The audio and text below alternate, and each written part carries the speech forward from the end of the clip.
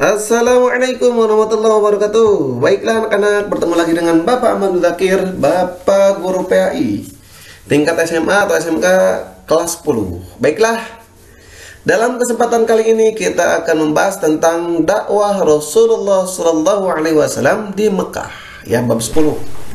Adapun peta konsepnya, substansi strategi dakwah Rasulullah SAW di Mekah, substansi dan strategi ini.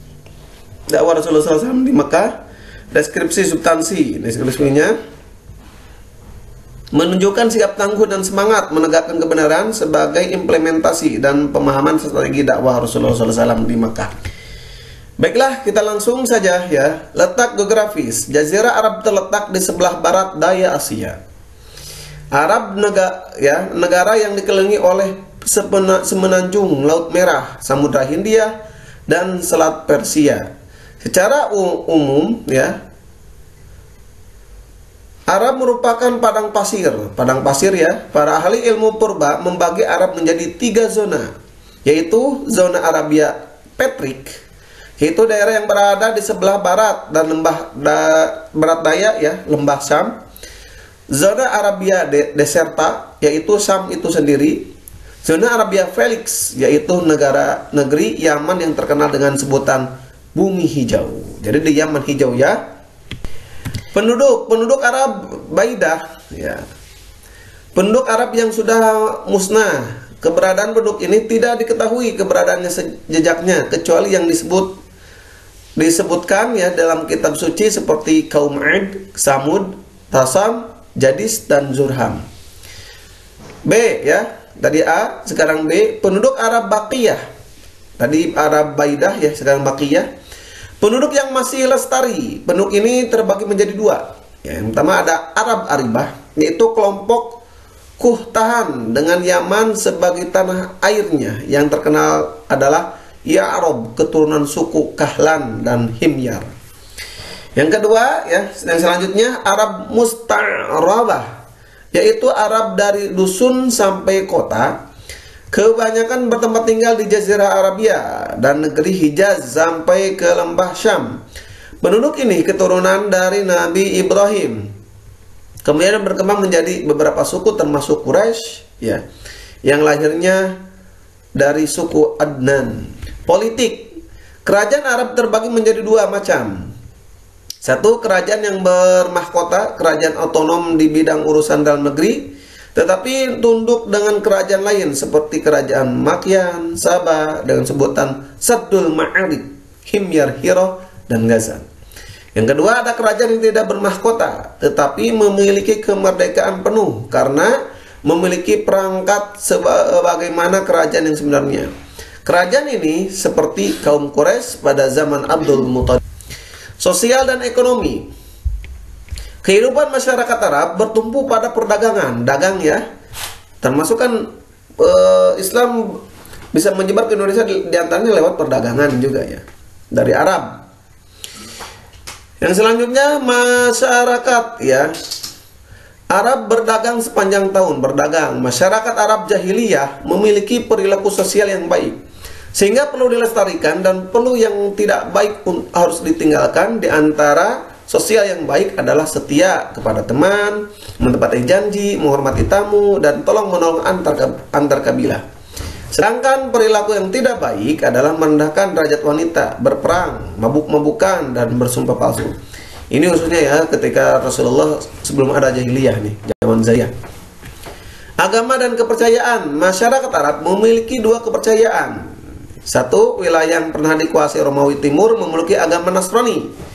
Agama ini terpecah menjadi 3 madhab ya, madhab Yaqibah, Mesir dan Habsah. Ada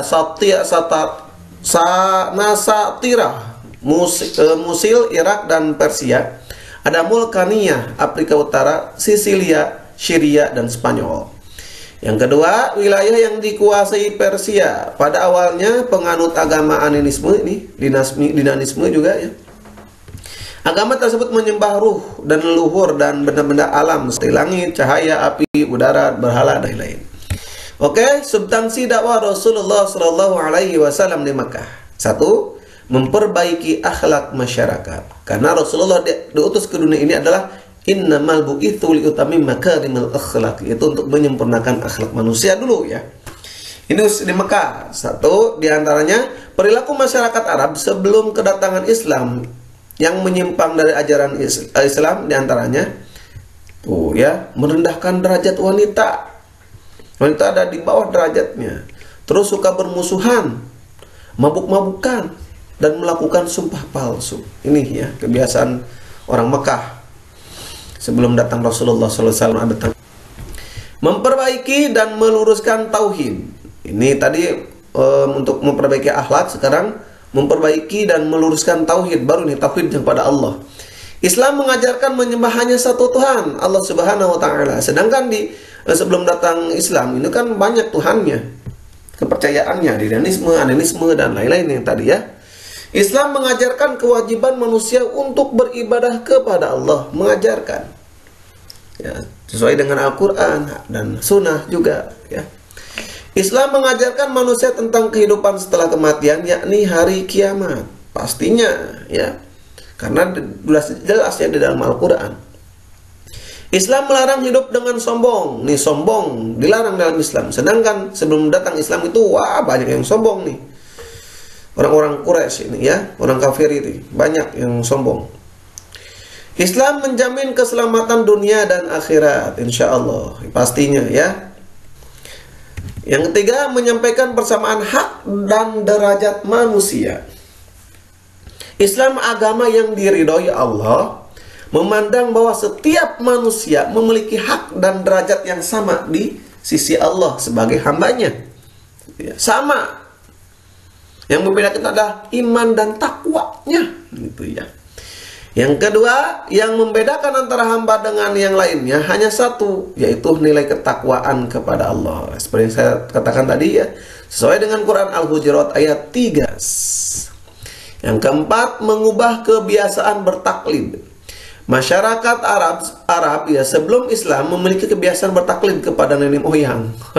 Percaya pada nenek moyang, menyembah pada nenek moyang ya.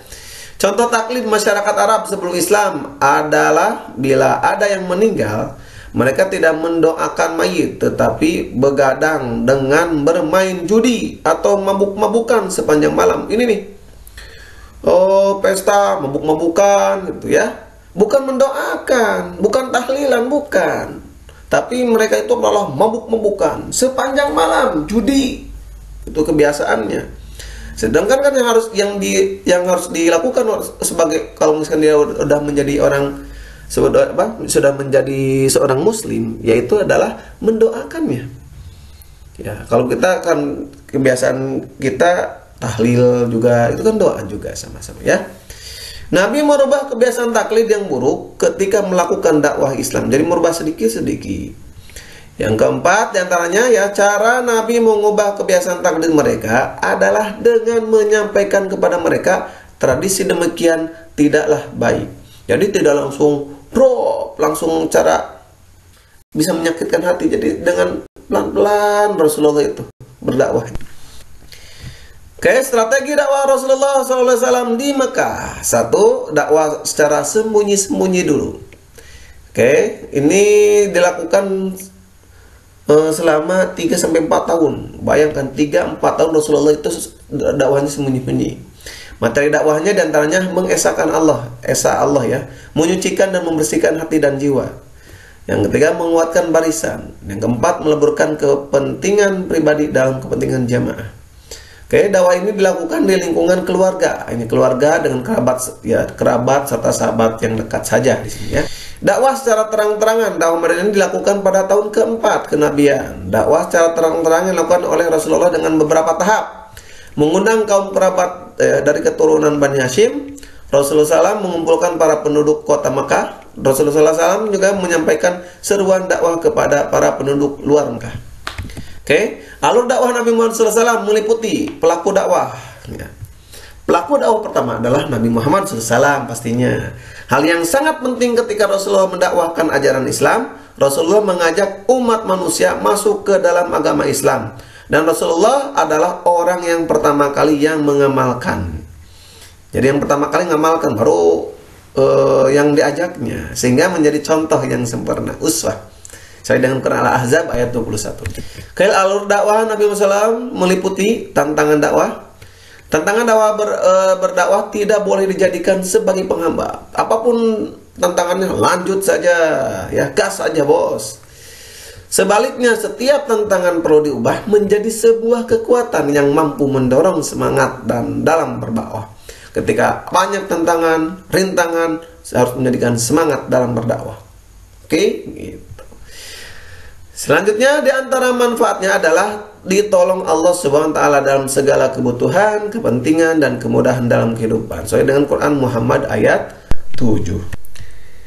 Oke, selanjutnya adalah strategi dakwah. Ya, strategi merupakan cara untuk mencapai tujuan bagi seorang mendakwahkan agama Islam. Masa ada strateginya, ya nggak sembarangan juga.